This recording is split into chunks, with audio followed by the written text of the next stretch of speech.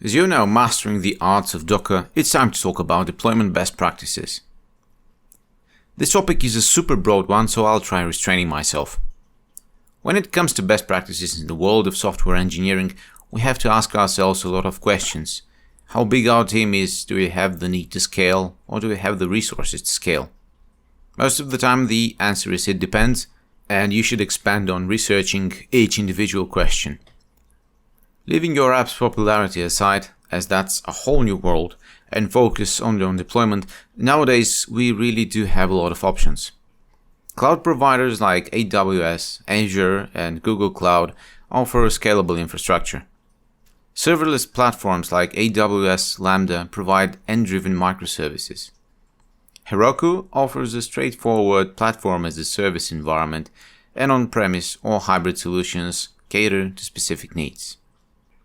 Deployment choice also depends on the fact whether you're running a monolithic application or one that's running microservices. Monoliths are all-in-one applications, like the one we had in our lab exercises, simpler to manage but less scalable. Microservices, as seen in Netflix architecture, break down into independent components, offering scalability and flexibility.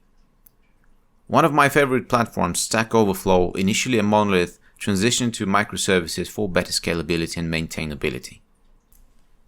Not sure how many times I mentioned scalability or scaling in this video, but if there's a single quote-unquote most important thing for every application, then that's it. Be it vertical or horizontal, you have to have the possibility to expand your application by providing additional functionality. As your application scales, challenges may arise.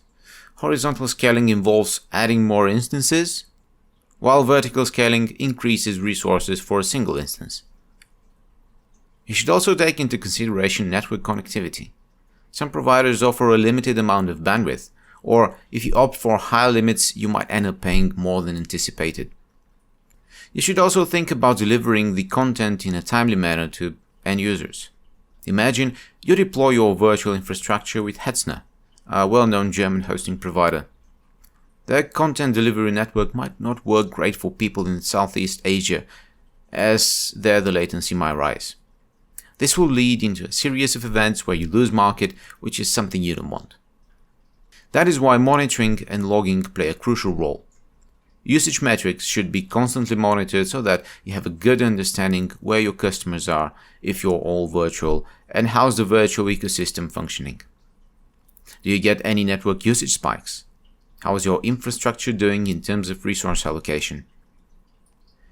This all might sound a bit confusing as we're now facing more questions than answers, but one thing is for sure. Organizations commonly opt for microservices, leveraging container orchestration tools. And while Docker provides a robust solution for containerizing your applications, Kubernetes and Docker Swarm are the pieces of software that will get the job done at the end of the day.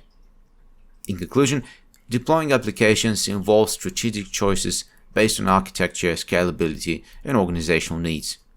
With Docker and containers, microservices have gained popularity, emphasizing scalability and flexibility.